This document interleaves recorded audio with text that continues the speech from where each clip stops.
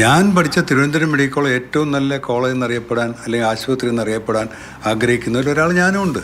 പക്ഷേ അവിടെ യാഥാർത്ഥ്യം അതല്ല. ഇപ്പം എനിക്കൊരു കാലിനൊരു ഒടിവ് പറ്റിയിട്ട് ഞാൻ പോയ പ്രൈവറ്റ് ആശുപത്രിയിൽ അച്യുതാനന്ദനും കിടക്കുന്നത്. ഇപ്പോൾ കേരളത്തിലെ ഏറ്റവും നല്ല ആശുപത്രികൾ മെഡിക്കൽ കോളേജോ അല്ലെങ്കിൽ സർക്കാർ ആശുപത്രികളാണെങ്കിൽ അച്യുതാനന്ദൻ ഞാൻ അവിടെയല്ലേ പോകേണ്ടത്. എനിക്ക് മുഴുവൻ സുഹൃത്തുക്കളാണ്. പക്ഷേ അവിടെ പോയി കഴിഞ്ഞാൽ അവിടെ തിരക്ക്, നിന്നിരിയാനിടമില്ല, പാവപ്പെട്ടവരുടെ അവസരം നമ്മൾ ഒഴിവാക്കും, ടോയ്ലറ്റുകളിൽ പോകാൻ പറ്റില്ല. അപ്പോൾ ഇതൊരു യാഥാർത്ഥ്യമാണ്. നമ്മൾ നമ്പർ 1 ആയിരിക്കുന്ന ആശുപത്രിയുടെ കാര്യത്തിൽ അത് തെറ്റായിട്ട് ആളുകൾ പറയുന്നതാണ്. മെഡിക്കൽ കോളേജിലെ അവസ്ഥയെ പറ്റിയാണ് പറഞ്ഞത് അദ്ദേഹം. ഹരി, ഇദ്ദേഹം പറഞ്ഞു വെക്കുന്നത് വളരെ പ്രധാനപ്പെട്ട ഒരു കാര്യമാണ്. മെഡിക്കൽ കോളേജിലെ സൗകര്യങ്ങൾ ഇത്ര മികച്ചതാണ് എന്നുണ്ടെങ്കിൽ എന്തുകൊണ്ട് മന്ത്രിമാരും മറ്റുള്ളവരും ഒക്കെ സ്വകാര്യ ആശുപത്രികളിൽ ചികിത്സ തേടുന്നു എന്നുള്ളതാണ്. ഉറപ്പായിട്ടും അദ്ദേഹം പറയുന്നത് അദ്ദേഹത്തിന്റെ അനുഭവം കൂടിയാണ്. അദ്ദേഹത്തിന് കാലിനൊരു പരിക്കേറ്റപ്പോൾ അദ്ദേഹം തിരുവനന്തപുരം മെഡിക്കൽ കോളേജ് ആശുപത്രിയിലല്ല പോയത്. അദ്ദേഹം തിരുവനന്തപുരത്തെ മറ്റൊരു സ്വകാര്യ ആശുപത്രിയിലാണ് പോയത്.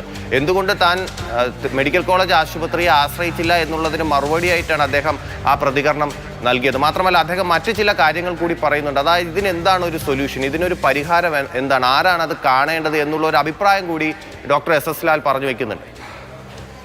തീർച്ചയായിട്ടും ഹരി, അത് തന്നെ എല്ലാ മന്ത്രിമാരും MLA-മാരും പാർട്ടി വ്യത്യാസമില്ലാന്ന് വേണമെങ്കിൽ പറയാം. ഇതിനകത്ത് എല്ലാവർക്കും ഉത്തരവാദിത്തമുണ്ട്. പക്ഷെ കഴിഞ്ഞ 9 വർഷമായിട്ട് ഭരിക്കുന്നവരല്ലാതെ വേറെ ആരോട് പറയാൻ പറ്റും? പ്രതിപക്ഷത്തോട് പറയാൻ പറ്റും ആരോഗ്യവകുപ്പ് ഒന്നാക്കാൻ? ഇപ്പോൾ പ്രതിപക്ഷത്തില്ലേ. അപ്പോൾ അതാണ് സർക്കാർ പണം ഉപയോഗിക്കുന്ന സ്ഥലത്ത് പോലും റീഇംബേഴ്സ്മെൻറ്റ് പ്രൈവറ്റ് ആശുപത്രിയിലെ മന്ത്രിമാർ കൊടുക്കുന്നത്. അത് കണ്ണാടി തൊട്ട് ഹൃദയ ഓപ്പറേഷൻ ആയാലും ഈ സർക്കാരിൻ്റെ പൈസ എടുത്ത് ഇന്ന് ജനങ്ങളുടെ പൈസയാണ്, നികുതി പണമാണ്. ആ പണം എടുത്താണ് പ്രൈവറ്റ് ആശുപത്രി കൊടുക്കുന്നത്.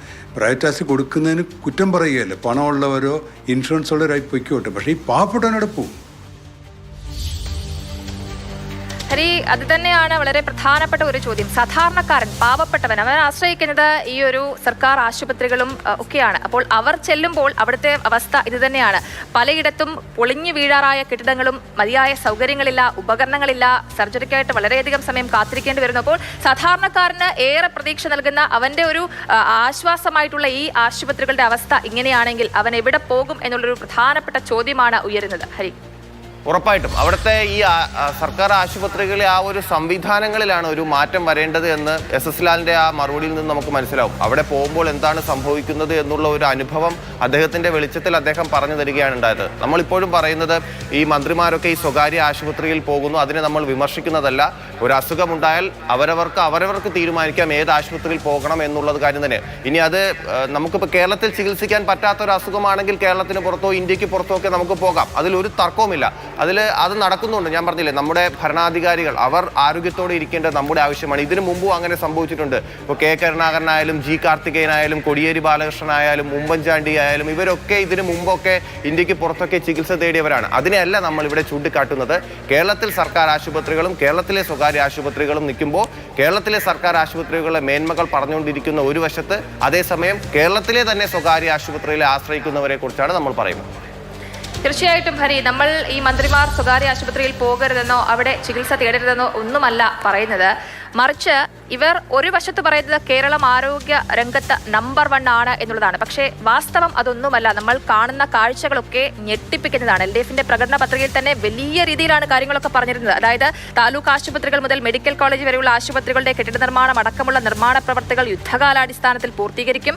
എല്ലാ കുടുംബാരോഗ്യ കേന്ദ്രങ്ങളിലും 2 നേരം OPയും മരുന്നും ലാബും ഉറപ്പുവരുത്തും. 20 ലക്ഷം കുടുംബങ്ങൾക്ക് 5 ലക്ഷം രൂപ വരെ സൗജന്യ കിടത്തി ചികിത്സയും ബാക്കിയുള്ളവർക്ക് 2 ലക്ഷം വരെ കാരുണ്യ പദ്ധതിയും ശക്തിപ്പെടുത്തും.